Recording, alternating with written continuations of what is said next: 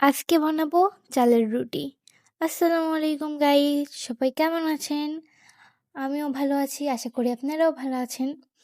তো আজকে শুরুতেই আমি বলে নিয়েছি আজকের টপিকটা কি। আজকে বানাবো চালের রুটি। তো চালের রুটি আমরা অনেকেই পারি না। তো এক্ষেত্রে তোমরা যারা ছোট আছো আমার মতন তারা শিখিয়ে নিতে পারো খুব সহজে। যারা পারো না আমার ভিডিও দেখে আশা করি বুঝতে পারবে। তো বেশি কথা না বলে আমরা ভিডিওতে চলে যাব। এখানে আমি যা ব্যবহার করেছি বাসায় আমাদের কম বেশি সবার আছে, তাই শুরু করলাম।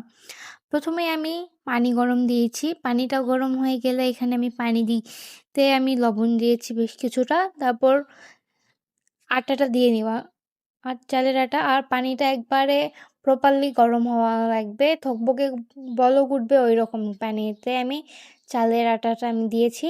তারপরে আলতো করে নাড়াচাড়া করে নিব। দেখে বুঝতেই পারছো, ভালো করে নাড়াচাড়া করবা যাতে ভালো মতন সব কিছু পানির সাথে ইয়ে হয়ে যায়। তো এখানে ভালো করে আমি নেওয়ার পরে বেশ কিছুটা পানি দিব। পানিতে গরম গরম থাকতে হাতে একটু ব্যথা লাগবে, সমস্যা নাই। তোমরা ভালো করে মেখে নিবে যাতে আটাতে কোনো গুটি গুটি বা অন্য কিছু না থাকে। তো ভালো করে আমি আটাটা মেখে নেব। প্রয়োজনে তোমরা পরে সামান্য আটা ব্যবহার করবে, বেশি আটা দিবা না, কারণ কাঁচা আটা যদি অ্যাড বেশি হয় তাহলে রুটিটা খেতে ভালো লাগবে না, কি ফুলবে না। তো আটাটা আমার মাখা হয়েছে। তো এই পর্যায়ে আমি রুটি বানাতে চলে আসলাম। রুটি এখানে ভালো করে তোমরা বেশ কিছুক্ষণ এভাবে আগে বেলে নিবা, তাহলে দেখবে রুটিটা সফট হচ্ছে, ফুলতেছে। আর রুটি গোল না হলে সমস্যা নাই, রুটি আস্তে আস্তে গোল হবে। আমিও পারি, কথাটা এমন না, পারি হালকা পাতলা যতটুকু পারি তোমাদের সাথে শেয়ার করছি।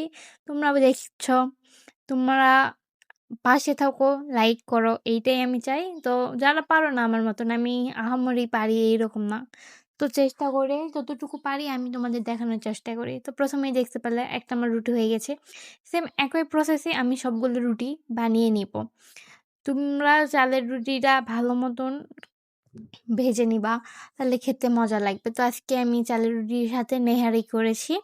তো এই যে দেখো আমার রুটিগুলা গোল গোল হচ্ছে, একটু থেজড়ে পাতড়ে আছে, সমস্যা নাই। চাঁদের মতন গোল হওয়া লাগবে তার তো মানে নাই, পেটের মধ্যেই তো যাবে, ছিঁড়ে ছিঁড়েই তো সবাই খাবো, তাই না?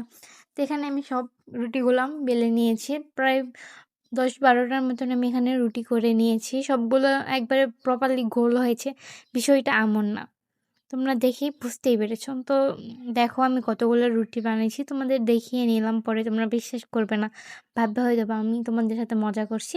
তো এই যে এখানে আমি রুটিগুলা ভেজে নিব ভালো করে। এই যে দেখছো প্রপারলি, দেখো চুলার আঁচটা রুটি ভাজার সময় জোরে দিবা যাতে রুটি ভালো মতন ফুলে। মানে যতটুকু আঁচ দেওয়া লাগবে সেইভাবে, বেশি বাড়াবাড়ি করার দরকার নেই। চুলার আঁচটা জোরেই রাখবে, কারণ চালের রুটি বেশি আঁচে ভাজতে হয়। তো গ্যাসের চুলার জালটা আমি সবসময় জোরে দিয়ে রেখেছিলাম। এই যে রুটি দেখে বুঝতেই পারছো রুটিগুলো আমার কত সফট ফুলে উঠেছে। এই যে এখানে আমি নেহারি রান্না করে নিয়েছি, ক্লিপ নেওয়া হয়নি, তোমাদের দেখালাম। দেন এই বেটার কাছে আসলাম রিভিউ নিতে, বাট বেটা আমাকে রিভিউ দিবে না গাইস, জীবনটাই আমার বৃথা গাইস।